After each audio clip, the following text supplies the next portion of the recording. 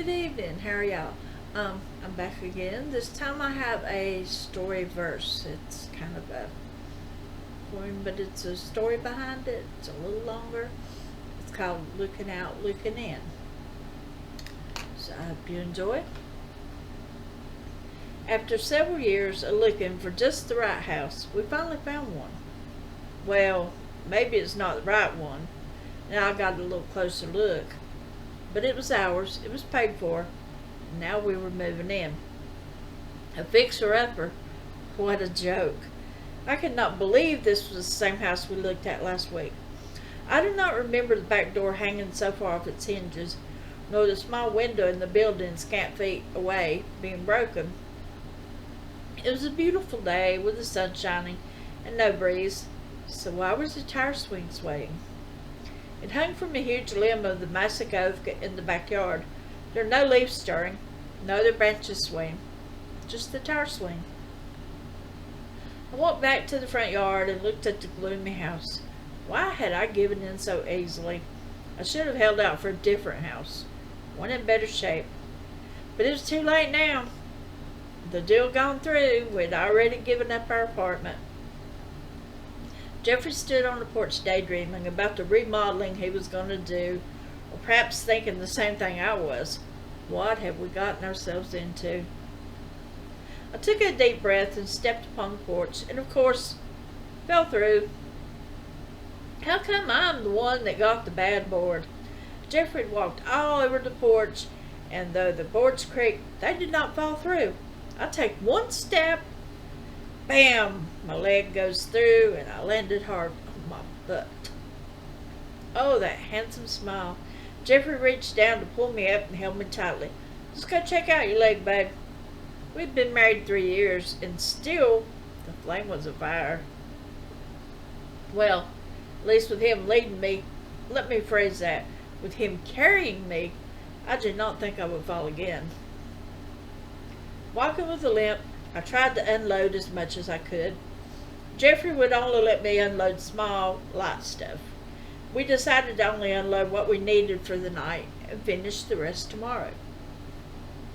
The power should have been turned on. In fact, it was supposed to have been turned on last week. But of course, our first night in our new old house had been cursed so far.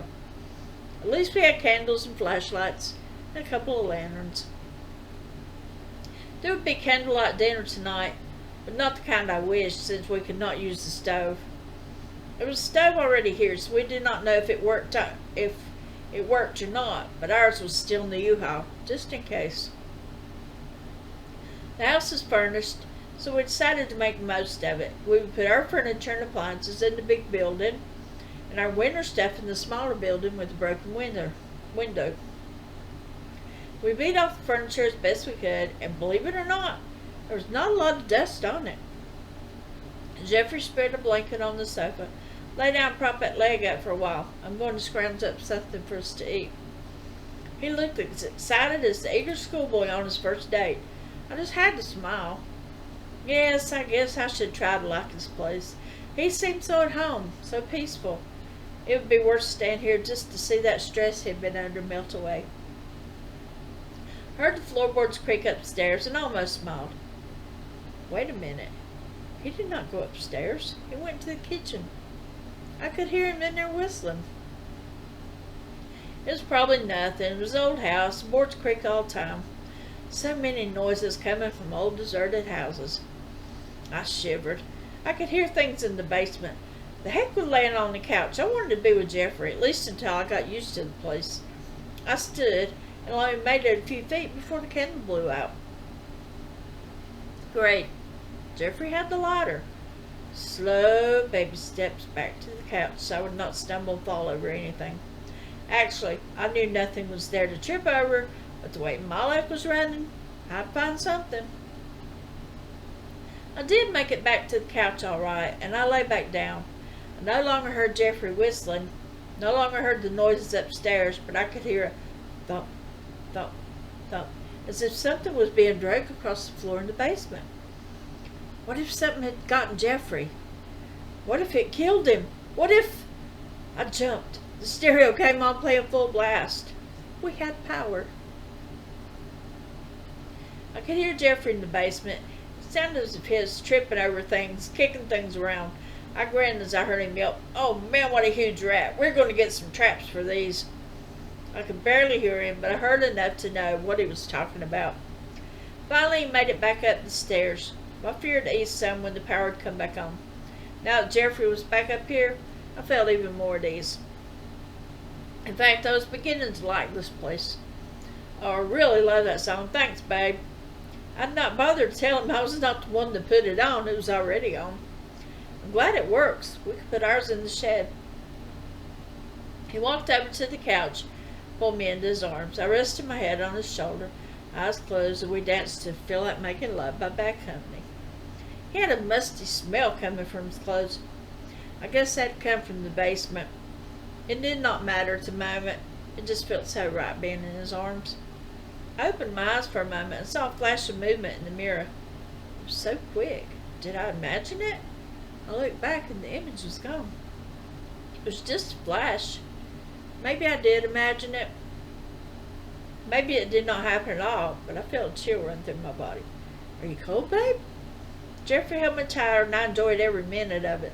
I was no longer cold. His body gave me the warmth I needed. Forgotten was the flash of image in the mirror. Forgotten was the music playing on its own. All I needed, all I wanted, was to be in my husband's arms. Later that night, as I lay in his arms, the image returned in my mind. Who was she? I was being skittish. New state, a new house, it was probably just my imagination. So why did I feel as if we were being watched?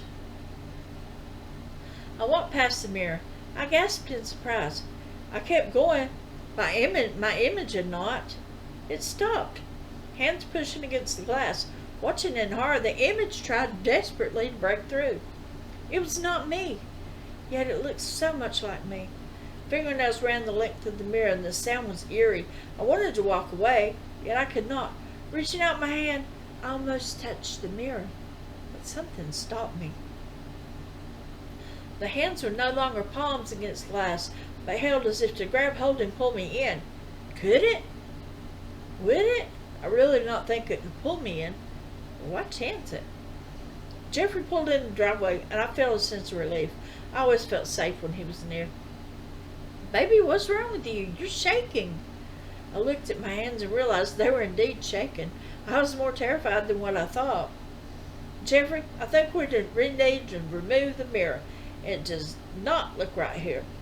I did not go near the mirror, but I knew the image was gone. Cindy, I think it's perfect where it is. He put his finger to his chin.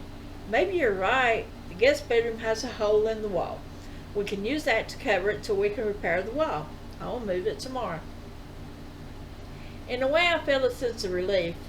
But in another way, I wondered over the image and why it disappeared when Jeffrey came in. As he left the room, the image returned. She was in pain. Her face twisted in agony, and I felt her soul drowning.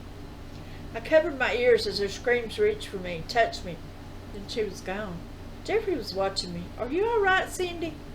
What had he seen? How much had he seen?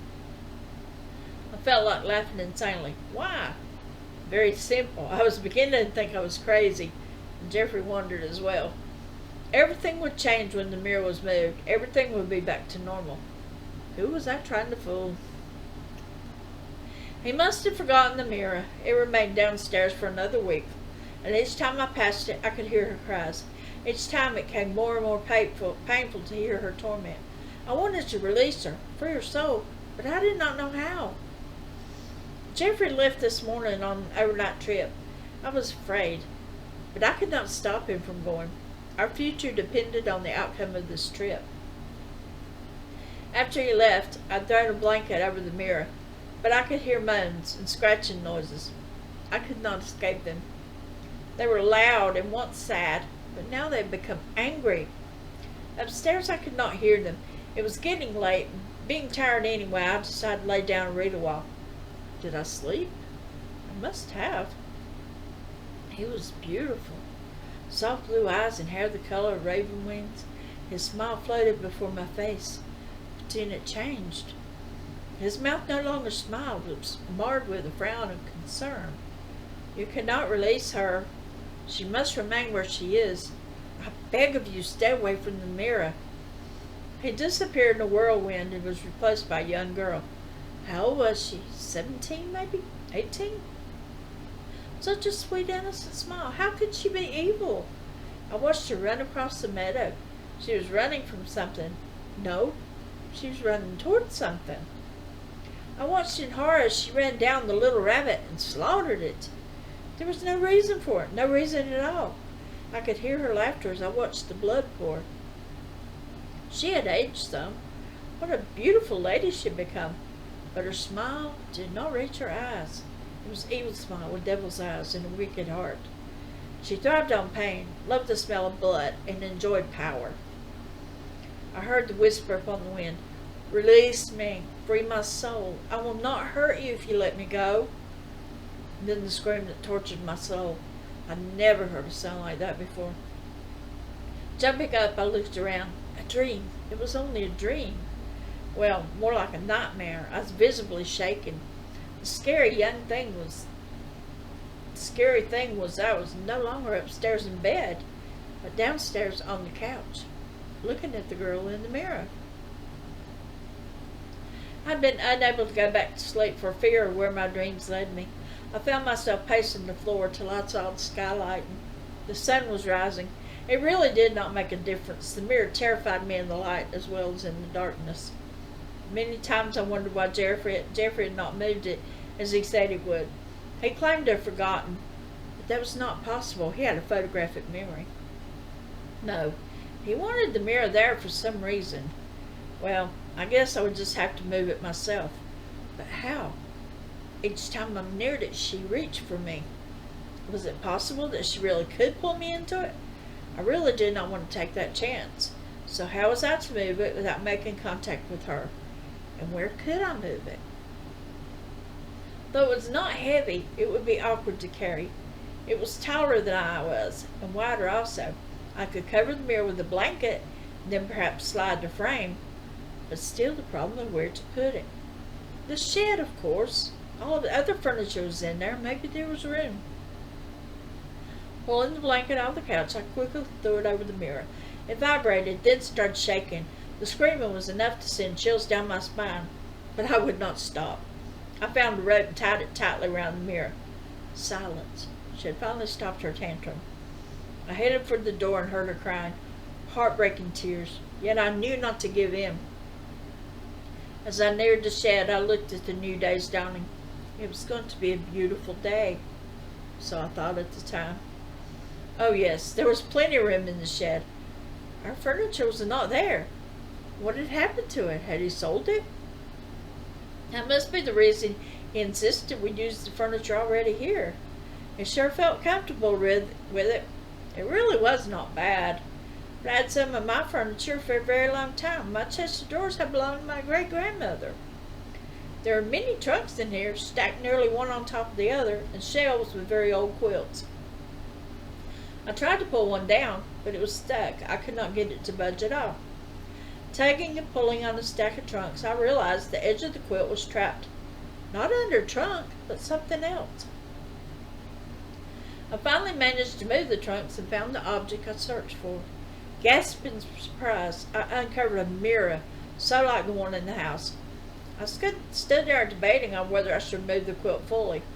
No, not at the moment, maybe later, when I had time to prepare myself. As I started to leave the shed, I felt the mirror pulling me back. Not a physical pull, but emotionally. Okay, so maybe I could just pull the blanket back a little, just out of curiosity, even though the phrase "curiosity killed the cat" ran through my mind.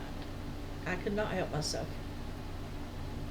I could see his eyes, hear his voice, but his words made no sense. "Cindy, it's me, Jeffrey. Please get me out." It could not be. Jeffrey was out of town on business. Whatever he was, cannot be Jeffrey. I watched him leave. I ran out of the shed and towards the house. The sooner I rid myself of that mirror, the sooner I could get back to normal. Voices. Who could be in my house? Jeffrey? Why was he removing the blanket from the mirror? "Oh, my darling, what has she done to you?" He kneeled before the mirror and ran his fingers over it.